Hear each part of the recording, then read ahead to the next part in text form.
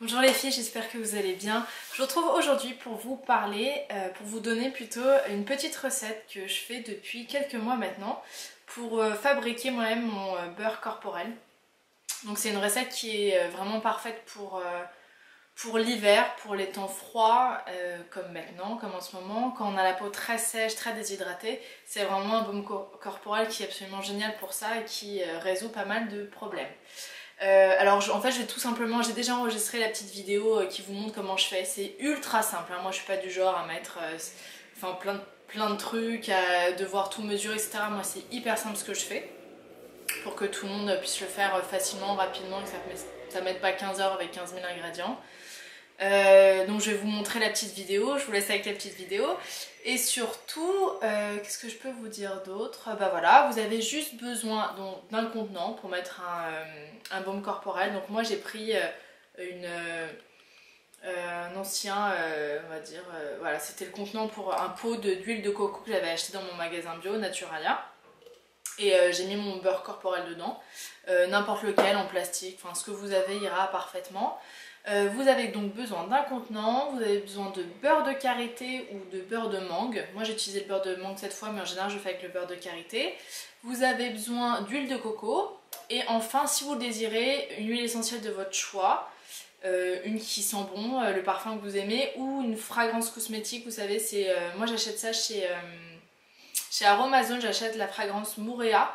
Et en gros c'est comme un parfum, et le Mouréa c'est un peu l'odeur du monoeil, enfin c'est idéal pour l'été. Cette fois moi j'ai mis de l'huile essentielle d'ylang-ylang, mais d'habitude je mets Mouréa. Donc c'est vraiment à vous de voir ce que vous préférez en termes d'odeur, d'effet, etc. Donc voilà, on se retrouve juste après la vidéo pour vous montrer ce que ça donne. Alors comme vous le voyez, j'utilise un pot que j'avais déjà utilisé pour faire ce baume corporel. Je vous montre l'huile de coco que je vais utiliser, donc dans le même pot. C'est une huile de coco tout simplement que je trouve chez Naturalia. J'utilise le beurre de mangue de chez Aromazone. Voilà, j'ai déjà utilisé la moitié. Et enfin, une huile essentielle d'ylang-ylang achetée à Madagascar.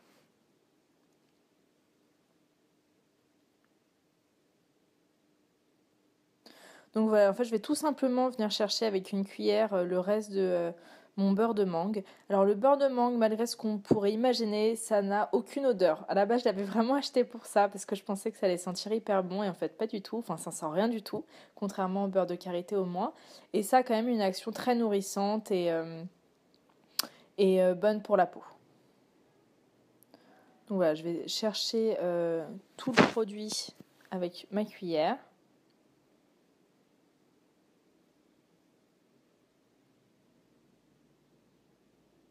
Au niveau des quantités, je peux pas vraiment vous donner de quantité ni quoi que ce soit. Ça n'a pas grand intérêt, ça dépend du pot que vous utilisez. Et en fait, je mets à peu près 50-50 au niveau beurre de karité, beurre de mangue et l'huile de coco. Donc voilà, pareil, je vais chercher l'huile de coco et je fais pareil. J'en mets à peu près la même quantité que le beurre de mangue. Là, vous voyez, l'huile de coco que j'utilise est solidifiée tout simplement parce qu'il fait moins de 25 degrés chez moi. Et l'huile de coco a cette particularité de se figer en dessous de 25 degrés. Même si elle reste beaucoup plus tendre et beaucoup plus fondante que le beurre de karité ou le beurre de mangue par exemple. D'où l'intérêt de mélanger les deux. Voilà, donc je mets à peu près 50-50.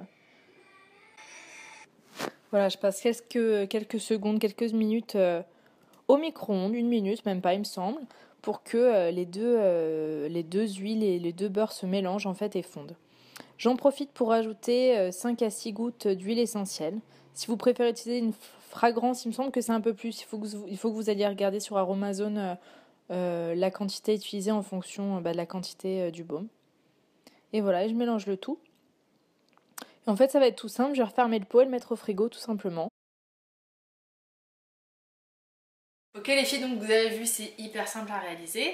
Je laisse donc poser à peu près 2 heures, de 2 heures à 1 nuit le pot dans le frigo, et je vais vous montrer ce que ça donne, tout simplement. Voilà, alors moi j'en ai mis assez peu cette fois. Mais bon, ça me suffira, ça va faire peut-être 10 jours et ça me va très bien. La consistance, là plutôt crémeuse en fait, on va dire. Voilà, je vous montre ça parce qu'en fait il fait assez chaud chez moi. Comme il y a de l'huile de coco et du beurre de karité et de beurre de mangue pardon cette fois, la texture va changer suivant la chaleur chez vous. Donc, je vous montre à peu près ce que ça donne. Voilà. Et ça fond sur la peau. Et ça sent un peu ylang-ylang. Alors pourquoi je mets de l'huile essentielle ou de la fragrance cosmétique en général? Tout simplement parce que en général, avant de mettre du beurre de mangue, je mettais du beurre de karité. Et le beurre de karité, on va pas se mentir, ça a quand même une odeur assez spéciale qui est pas très agréable, que j'aime pas trop sur la peau. Donc voilà, j'ai essayé à ce moment-là de contrer l'odeur avec une fragrance ou avec voilà, une huile essentielle. Ça fonctionne plus ou moins, en tout cas ça cache un peu, même si toute l'odeur du beurre de karité n'est pas totalement cachée. Mais en tout cas, ça fonctionne très bien. Alors beaucoup, je pense, d'entre vous me demanderont pourquoi je n'utilise pas juste de l'huile de coco ou juste du beurre de karité simplement. Et vous avez tout à fait raison, on peut tout à fait faire ça. L'huile de coco, parfaite, c'est ce que je mets en général moi, pure sur la peau.